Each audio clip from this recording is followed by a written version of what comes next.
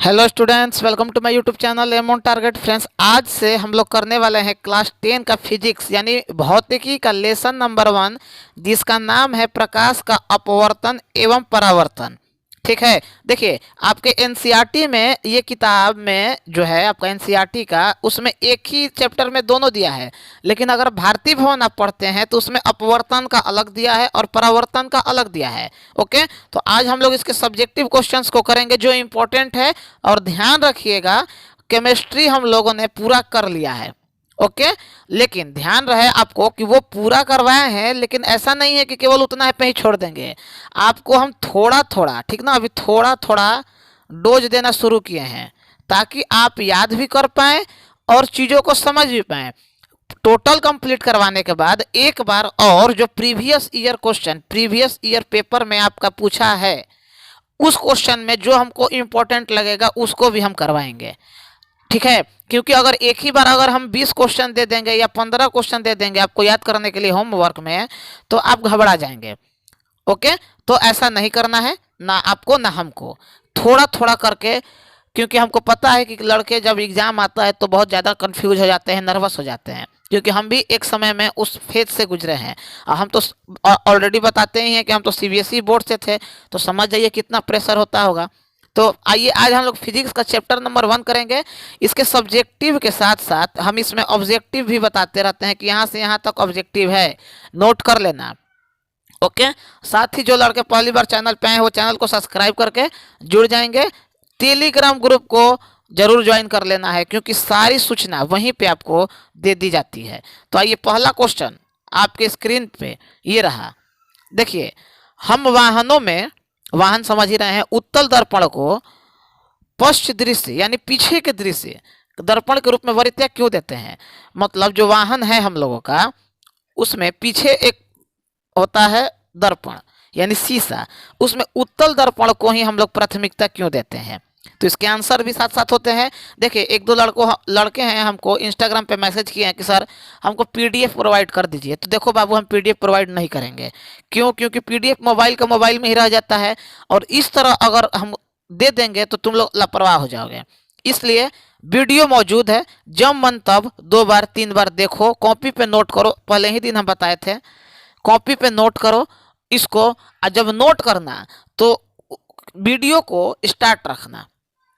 ठीक, अब कैसे करोगे मैनेज, बस तुम्हारे पास ये रहना चाहिए। और जो लड़का कोई भी चीज़ नहीं पढ़ा है, कोई वीडियो या कोई भी नोट्स नहीं बनाया है, कहीं ट्यूशन नहीं गया है, वो भी इस चैनल पर आराम से फ्री में पढ़ सकता है, विदाउट एनी हेस्टेशन, बिना किसी घबराहट के। तो आइए इसके आंसर को हम लोग देखते हैं। पहले ही दिन हम हर चीज़ लगभग बता दिए हैं। इसके बाद भी अगर आप लोग पूछते हैं तो मतलब आप लोग सीरियस होकर पढ़ाई नहीं कर रहे हैं। हम वाहनों में उत्तल दर्पण को पश्च दृश्य दर्पण के रूप में वरीयता देते हैं क्योंकि यह वस्तु को, तो कौन वस्तु जो दूर स्थित हो, देखो ब्रैकेट में लिखा हुआ है, का सीधा, पूर्ण तथा छोटा प्रतिबिंब बनाता है। ठीक, इसको रियर व्यू मिरर या साइड रियर व्यू मिरर भी बोलते हैं। देखो, जैसे एम्बुलेंस को देखते हो तो वो उल्टा लिखा रहता है, ऐसे करके लिखा रहता है। क्यों? क्योंकि जब हम लोग गाड़ी चलाते हैं तो बगल वाला जो शीशा होता है, स्टेयरिंग के बगल में जो खिड़की के बाहर साइड में इधर शीशा होता है, उसमें सीधा प्रतिबिंब बने। ठीक, यहाँ पे देखो सीधा, तो जब उल्टा लिखा रहेगा तभी तो देखेंगे तो सीधा बनेगा। इसीलिए एम्बुलेंस जो लिखा रहता है वो उल्टा लिखा रहता है। ओके, पहला क्वेश्चन कंप्लीट हुआ। स्क्रीनशॉट लीजिए, नोट कीजिए, और नोट करने के बाद इसको ध्यान रहे, वीडियो चालू करके आपको एक बार सुनना है, 2 बार, 2 से 3 बार। जो लड़का ऑब्जेक्टिव हो चाहे सब्जेक्टिव हो, देख लिया उसका तो लगभग 80% क्वेश्चन उसी वक्त दिमाग में आ जाएगा। अब यहाँ से ऑब्जेक्टिव क्या निकल रहा है कि किसी भी वाहन के पश्च दृश्य के लिए किस प्रकार के लेंस का इस्तेमाल किया जाता है। तो किस प्रकार का लेंस, तो उत्तल दर्पण का हो गया ऑब्जेक्टिव इसी में। आइए अगला क्वेश्चन, किसी लेंस के प्रकाशीय केंद्र से क्या तात्पर्य है। ठीक, प्रकाशीय केंद्र, जो लड़के इंग्लिश मीडियम वाले होंगे मेरा उनसे रिक्वेस्ट है कि इन सभी क्वेश्चंस को आप लोग इंग्लिश में ट्रांसलेट करके और उसको कहीं से भी आंसर उसका लिख के याद कर लेना है। क्वेश्चन यही रहेगा, बस लैंग्वेज आप उसको बदल के लिख लेंगे। इतना तो आप लोग कर ही सकते हैं, क्योंकि जब हम इंग्लिश मीडियम के होके इंग्लिश में पढ़ा सकते हैं। अब लेंस को तो क्या बोलते हैं, लेंस ही बोलते हैं। केंद्र को क्या बोलते हैं, सेंटर बोलते हैं। प्रकाशीय के क्या बोलेंगे, सेंटर ऑफ कर्वेचर बोलेंगे। ठीक, वक्रता त्रिज्या उस तरफ होता है। ठीक ना। थोड़ा थोड़ा हिंदी और इंग्लिश में प्रॉब्लम सबको होता है, हमको भी होता है। ऐसा नहीं है कि हम अंतरिक्ष से आए हैं या दूसरे ग्रह से आए हैं। देखो ये गायब हो गया है यहाँ पे। यहाँ लेंस का प्रकाशीय केंद्र, ये थोड़ा सा ये हो गया प्रकाशीय केंद्र, नोट कर लेना। से क्या तात्पर्य है, तो आइए लेंस के अंदर मुख्य अक्ष पर स्थित वह बिंदु जिससे होकर जाने वाली प्रकाश की किरणें अपवर्तन के पश्चात आपतित किरण के समानांतर निकल जाती हैं, लेंस का प्रकाशीय केंद्र कहलाता है। ओके, देखो परिभाषा है, जितना भी परिभाषा है मेरे भाई याद कर लेना, क्योंकि तुम्हारे परीक्षा में सबसे ज़्यादा परिभाषा से क्वेश्चन रिलेटेड करके ही पूछा जाएगा। आइए अगला क्वेश्चन को देखते हैं कि परावर्तन के नियम को लिखिए। देखो ये अगर एक सतह है तो यहाँ से जो आ रहा है वो होता है अपवर्तन, और यहाँ से जो पार हो गया वो हो गया परावर्तन। ठीक, और इसी को बोला जाता है साइन आई बट्टे में साइन आर, और इसको बोलते हैं स्नेल्स का नियम। तो वो क्वेश्चन ऑलरेडी आगे आएगा तो हम बताएंगे आपको। उसके बाद इसमें बताया गया है कि उत्तर समतल से परावर्तन के नियम निम्नलिखित दो नियम हैं, तो दोनों नियम भी आपको बताना है परावर्तन वाला। तो पहला नियम है, आंसर में देखते हैं यहाँ पे कि तल पर अभिलंब तथा आपतित किरण के बीच के कोण और तल के अभिलंब तथा परावर्तित कोण के बीच कोण बराबर होते हैं। देखो जैसे ये आ रहा है और ये आ रहा है, तो जितना ये होगा उतना ही ये होगा। ये आई है, पता ही है, ये आर है। आपतन कोण आई बराबर होगा किसके, परावर्तन कोण आर के। दूसरा नियम है, देखो यहाँ पे हम बना दे रहे हैं एक प्रकार से, ठीक ना, जगह छोड़ दिए हैं, चलो लग रहा है तुम ही लोगों के लिए। साइन आई बटे में साइन आर, तो इसको लिख लो साइन आई बटे में साइन आर। ओके, तो द्वितीय नियम आपतित किरण अभिलंब तथा परावर्तित किरण सभी एक ही तल जैसे कागज के तल में होते हैं। मतलब ये प्लेन सरफेस है, यानी समतल कोई सतह है, वहाँ पे ये पड़ रहा है, और जितना डिग्री पड़ा 30 डिग्री पड़ा तो 30 डिग्री परावर्तित हो जाएगा। ठीक, ये ऑब्जेक्टिव में पूछता भी है। आइए प्रकाश के अपवर्तन के नियम को लिखिए। पीछे क्या था, परावर्तन। परावर्तन का मन यानी रिफ्लेक्शन, अपवर्तन का मतलब रिफ्रैक्शन। अब ये क्वेश्चन 2013 में पूछा है और 15 में पूछा है, तो आइए इसके भी आंसर को देखते हैं। साथ ही देखो इसी को स्नेल का अपवर्तन संबंधी नियम भी कहते हैं। ठीक, दोनों इसी क्वेश्चन को दो तरीके से पूछ सकता है। तो प्रकाश के अपवर्तन के निम्नलिखित दो नियम है। पहला है कि आपतित किरण, अपवर्तित किरण तथा आपतन बिंदु पर अभिलंब तीनों एक ही तल पर होते हैं। जैसे अभी हम यहाँ पे बताएं, ये है, ये है, ये है, तो ये तीनों आने वाला और जाने वाला और ये जो बीच का कोण है, ये तीनों एक ही तल पर यानी समतल तल पर होते हैं। दूसरा कि किन्हीं दो माध्यम के लिए तथा एक ही रंग के प्रकाश के लिए आपतन कोण की जया यानी साइन आई तथा अपवर्तन कोण की जया साइन आर का अनुपात एक नियतांक होता है। और ये नियतांक देखो साइन आई बटे में साइन आर बटे में, इसी को बोलते हैं स्नेल का नियम। कुछ नहीं करना है, दो दो तीन तीन लाइन का है, आराम से इसको बता देना है कॉपी में लिख के। अभी केवल याद करो, लास्ट में क्या मतलब ज़्यादा दिन नहीं, कुछ दिनों के बाद हम आपको बताएंगे कि परीक्षा में आंसर लिखना कैसे है, ताकि पूरा से पूरा नंबर मिल पाए।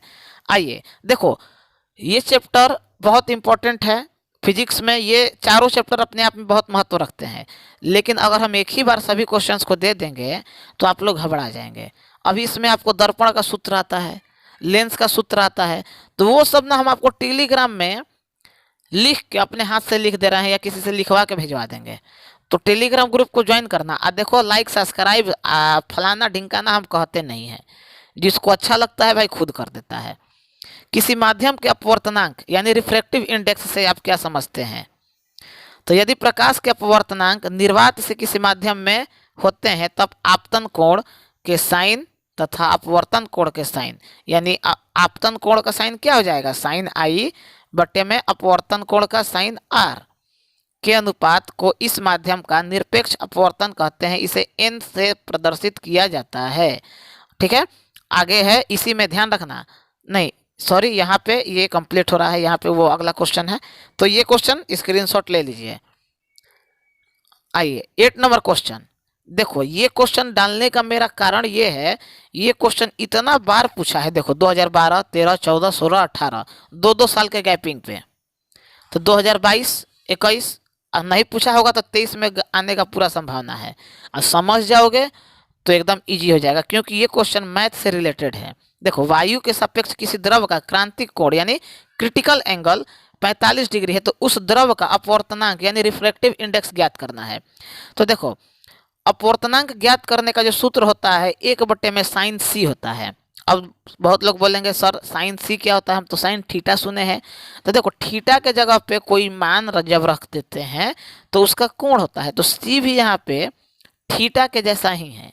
यहाँ सी के जगह पे कुछ मान रखना है, और वो मान 45 डिग्री जो दिया है बस वही रखना है। तो साइन 45 का मान क्या होता है, 1/√2। देखो ये जो एक है ये एक रहेगा ऊपर ही जैसे है, इसके अलावा 1/√2 ये है, तो 1/1/√2 आया, तो ये √2 ऊपर चला गया, और एक एक कट गया तो बचा क्या, √2। तो इसका आंसर हो जाएगा √2।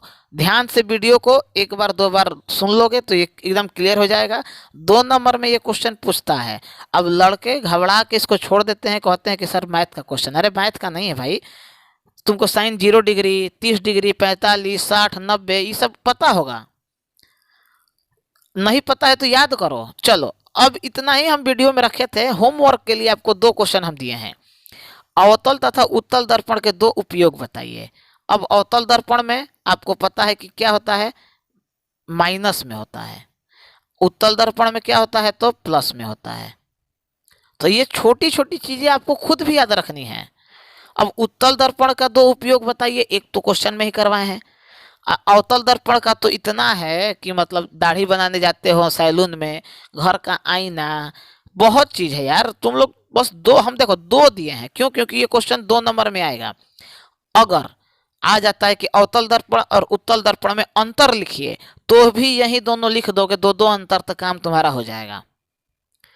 इसीलिए ये होमवर्क दिए हैं। साथ ही हम शुरू में ही बताएं, जितना भी परिभाषा है, आपतन कोण क्या है, परावर्तन कोण क्या है, प्रकाश क्या है, वक्रता त्रिज्या क्या है यानी सेंटर ऑफ कर्वेचर क्या है, फोकस क्या है, पोल क्या है, ठीक है, ये सब याद रखना है। अभी थोड़ा थोड़ा हम दे रहे हैं, आगे जो है जैसे मान लीजिए प्रकाश का प्रकीर्णन क्या होता है तो हम करवाएंगे, तो वो सब एक ही बार नहीं दे देंगे, नहीं तो आप लोग घबरा जाइएगा। न्यूमेरिकल एग्जाम से कुछ दिन पहले करवाएंगे।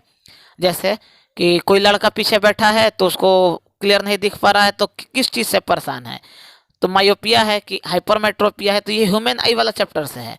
लेकिन उसमें जो शीशा लगेगा वो अवतल लगेगा कि उत्तल लगेगा, इससे रिलेटेड क्वेश्चंस भी हम लोगों को करने हैं। तो घबराना नहीं है, एकदम आराम से चीज़ों को लेकर चलना है। साथ ही इस वीडियो में तो कंप्लीट हुआ। बेस्ट ऑफ लक हमेशा हम बोलते हैं आप लोगों का, भविष्य भगवान करे कि हमसे भी बेहतर हो। मतलब मेरा बहुत बेहतर नहीं है, लेकिन हम चाहते हैं कि जहाँ तक संभव हो हम प्रयास कर रहे हैं आप लोगों को लिए बेहतर से बेहतर चीज़ देने के लिए। बस आप लोग ईमानदारी से पढ़िए। मन नहीं है लाइक करने का मत करो, कोई दिक्कत नहीं है, अच्छा लगे तभी करना, लेकिन पढ़ो यार। हम यही हरदम बोलते हैं, पढ़ लोगे तभी आगे बढ़ पाओगे। आज देखो हम पढ़े हैं तभी तो पढ़ा पा रहे हैं, नहीं पढ़े होते तो पढ़ा पाते हैं। अब हमको पता ही नहीं होगा, मान लो कि साइन आई बटे में साइन आर ये किस चीज़ का नियम है, तो स्नेल के जगह पे हम कुछ दूसरा चीज़ बोल देंगे। तो जानते हैं तभी तो बता पा रहे हैं। तुम लोग भी जान जाओगे तो बताओगे किसी को, अपने घर में छोटे भाई बहन को ही पढ़ा पाओगे। तो इसीलिए अक्सर मेरा रिक्वेस्ट रहता है कि आप लोग अच्छे से पढ़िए।